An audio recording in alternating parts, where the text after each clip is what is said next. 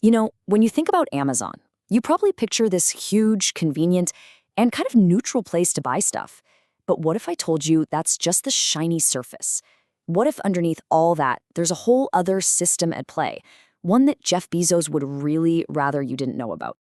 So picture this. It's 2020, and Jeff Bezos is sitting in front of the US Congress.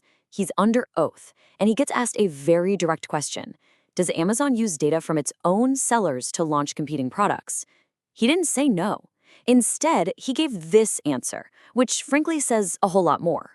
So what does a statement like that really mean? Well, it hints at a hidden system, a powerful playbook run by algorithms.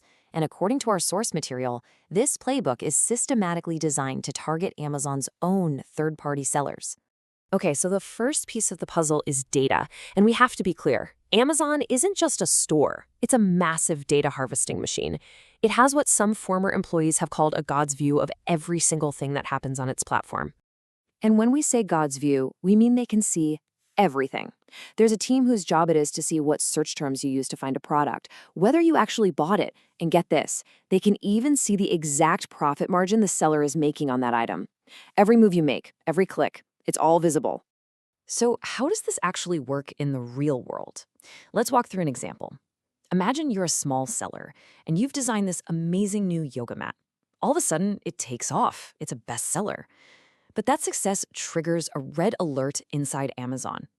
Pretty soon, Amazon's own brand, Amazon Basics, is making a nearly identical mat, probably at the same factory, and they're selling it for 20% less.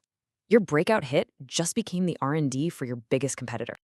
All right, so let's say a seller somehow survives that and their product doesn't get cloned. Well, they're not out of the woods, not even close, because now they run smack into another powerful mechanism of control, the buy box trap.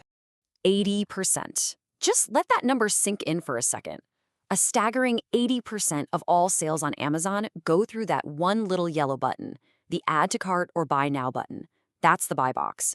And for a seller, winning that spot isn't just a nice to have, it is their absolute lifeline. So how do you win it? Simple. The algorithm's main goal is to find the lowest price. Period.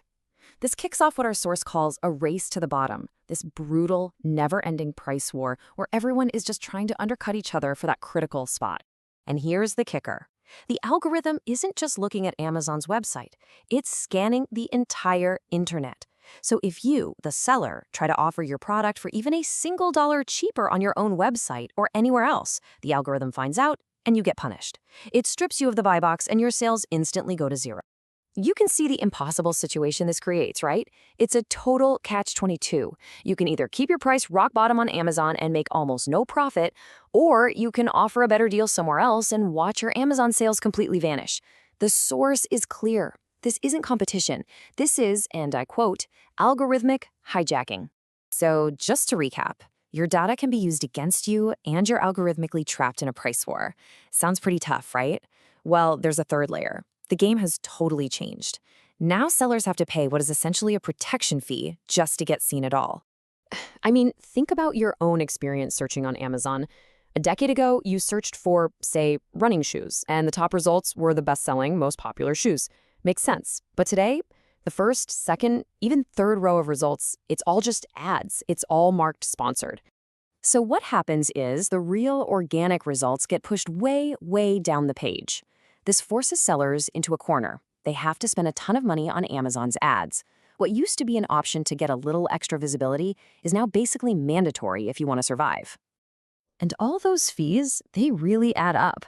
Right now, on average, a seller is paying somewhere between 30 and 40% of their total sales right back to Amazon.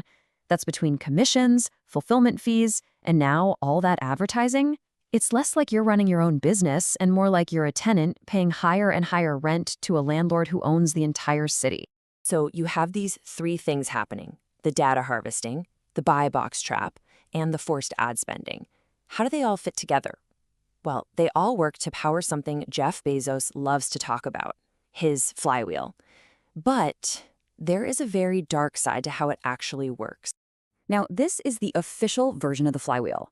It's presented as this beautiful, virtuous cycle. Lower prices bring in more customers. More customers attract more sellers. More sellers means more selection, a better customer experience, and boom, growth for everyone. On paper, it's perfect. But now let's look at the dark flywheel. This is the reality our source material presents. Here, the cycle starts by crushing sellers with algorithms. That forces the race to the bottom on price. Amazon then captures the seller's profits through all those fees and uses that money to fund even lower prices for customers. More customers show up, and the whole brutal cycle repeats. In this version, the sellers aren't partners in growth. They are the fuel being burned to power the machine. This quote from the source just nails the whole dynamic perfectly. The obsession with customer first is relentless, it's algorithmic, and it's cold. The system doesn't care if a seller has a family to feed or employees to pay. When the system says customer first, the unspoken message to every seller is, go fight to the death on price. So the big takeaway here is this. The next time you're on Amazon and you find one of those, how is this so cheap deals, just take a second to think about what might be happening on the other side of the screen. Because according to this analysis, that amazing deal might be the end result of a small business getting completely cornered by a cold, brutally efficient algorithm. And all of this leaves us with a huge, lingering question. In the shadow of this massive, algorithm-driven empire, is there actually a way for small businesses to win? Or is just understanding the mechanics of this dark flywheel the first and maybe most important step to simply surviving it?